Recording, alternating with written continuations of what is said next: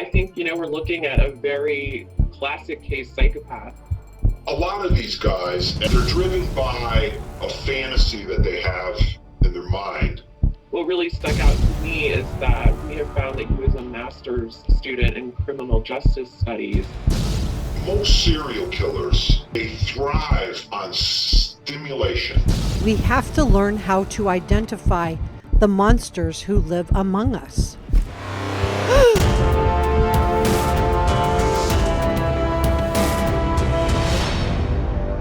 This is Reporter Room with Jessica Della Davies. Oh my gosh, you guys, today we have so much stuff to get into. I found some more connections. Today we're going to be talking about Bryan Kohberger, Chris Watts. We're going to be talking about Bryan Kohberger and the monsters that walk among us. We're going to dig into predators, how this pertains to Bryan Kohberger, the victim card that many predators use. We're also going to discuss the credibility of WSU Kim and Dot, and we're going to dig into the latest defense strategies. So let's get started. We have seemingly nice, normal-looking people who are actually monsters living among us. Bryan is innocent until proven guilty. You might have one in your life. Many are covert or malignant narcissistic personalities and psychopaths, and they manage to look docile and even helpless. This is to mask the monster that resides underneath. And we're going to continue to talk about this. So if you haven't hit the notification bell and subscribe, please do so you don't miss anything. By listening to Lori's statement that she gave at her sentencing, you can clearly see that she views herself as the real victim in this situation. Chris Watts also viewed himself as the victim in his relationship with Shanann and his daughters. In fact, he described in the interview he gave on the porch Cece as, quote, yelling at him. These people are really good at being the perpetual victims. It's a manipulative tactic that we see a lot in narcissistic personalities. Take a look around your life. Do you know someone like this? And I'm going to talk about WSU Kim and Dot along with the latest defense strategies in just a moment, so please stay with me. Chris reportedly came into Shanann's life when she was at her weakest point physically and mentally. She had been diagnosed with lupus. She was having all kinds of physical problems, and this exhausted her mentally as well as physically. Her guard was probably down.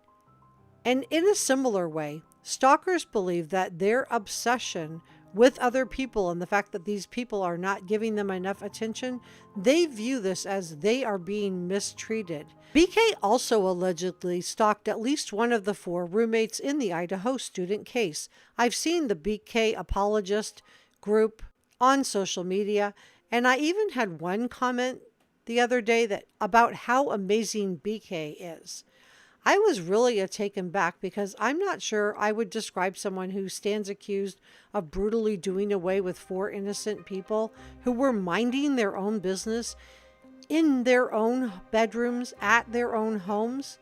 I would not describe somebody who was charged with all of that as amazing. And I'm going to talk about WSU Kim and Dot along with the latest defense strategies in just a moment, so please stay with me. Everything I'm sharing with you is my opinion, and opinions are not facts, so please don't send any negativity to anyone. Let's be kind to each other.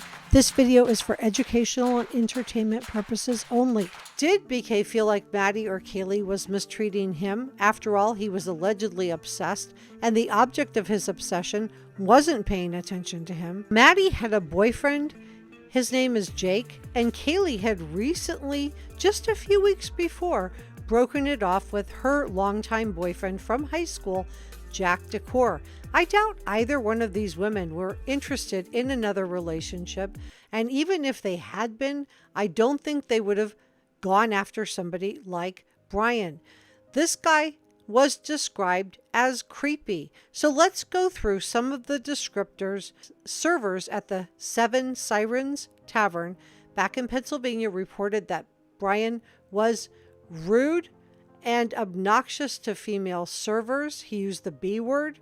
Students at the Washington State University reported that he was grading women differently than the men. And when called out on this behavior, Bryan got into a, quote, altercation with the male professor.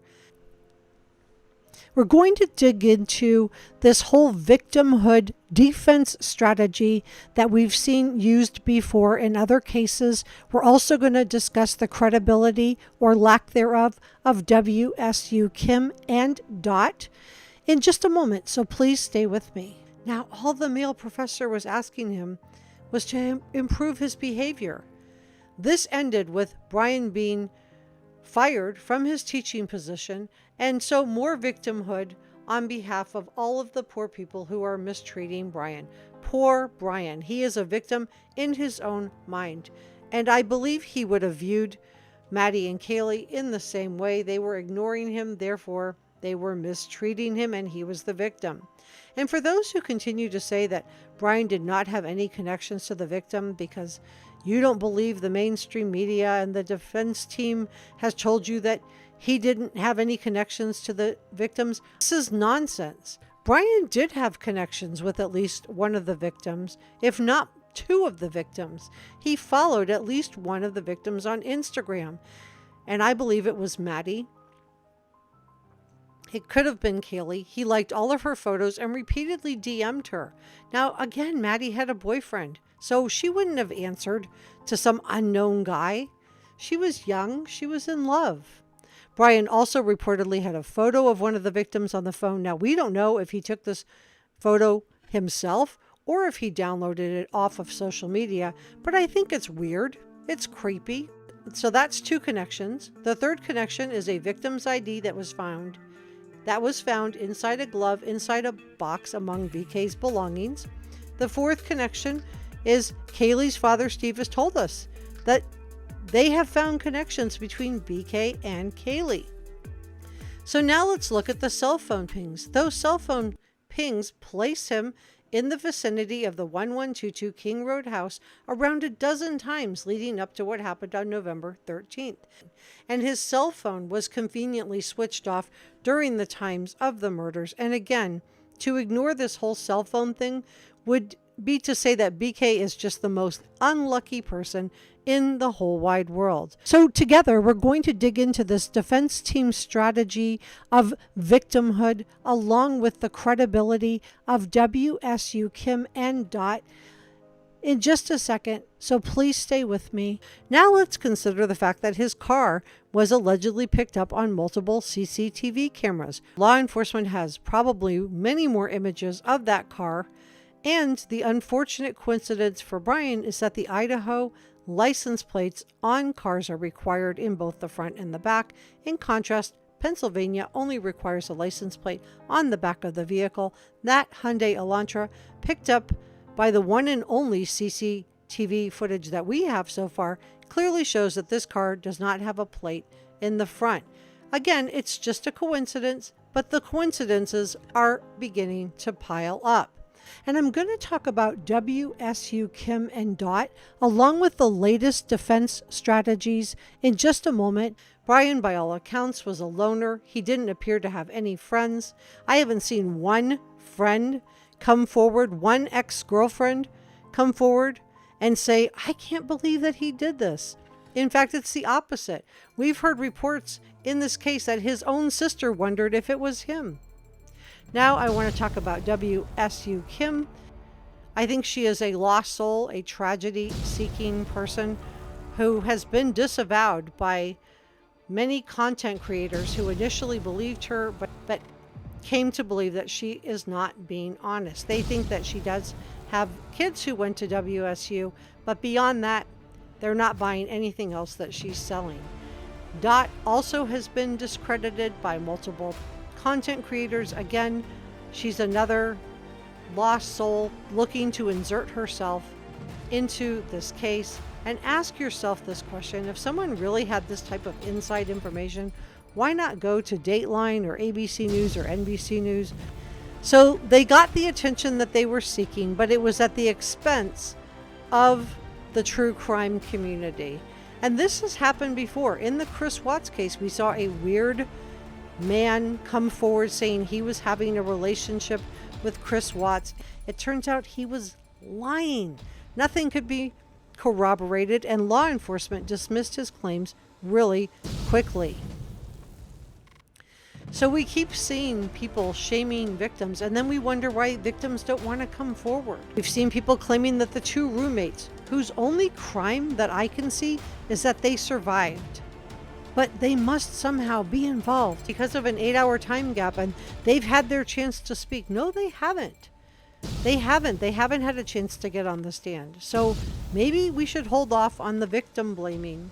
And I think it is human nature to want to blame the victims, because if we can make it their fault, then something like this could never happen to us. A man or woman could not enter our homes, could not enter our lives randomly and just do away with us.